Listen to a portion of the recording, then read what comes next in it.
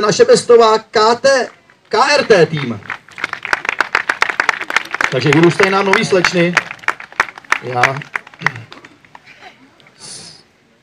si pamatuju, že některým to vydrželo a jezdějí do dospělosti. Pátý. Dnes s startovním číslem 27 Hugo Brandt. Díkej. Vedle Helenky, vedle Helenky.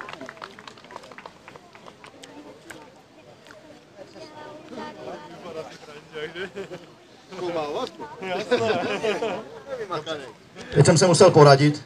Doufám, že to je dobře. Čtvrtý, startovní číslo 67, Albert Zaňka.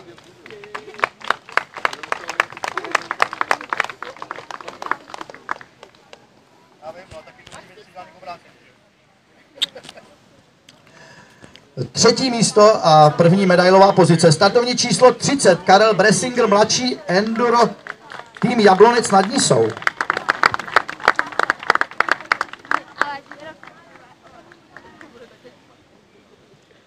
Tyhle ty malí enduráci jsou skvělí, nebo motokrosaři, jak kdo chce.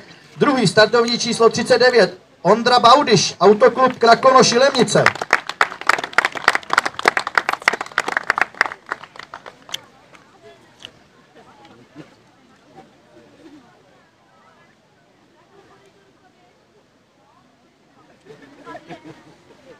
Levá, pravá.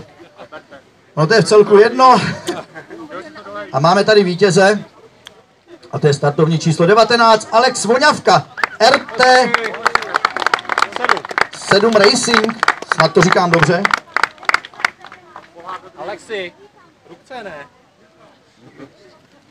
Já myslím, že toho je tolik, že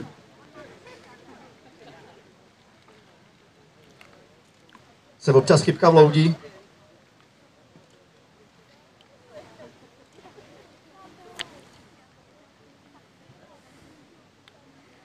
Tak, máme tady ty stateční v kategorii do 50 kubíků a já vyjmenuji 5 těch nejlepších.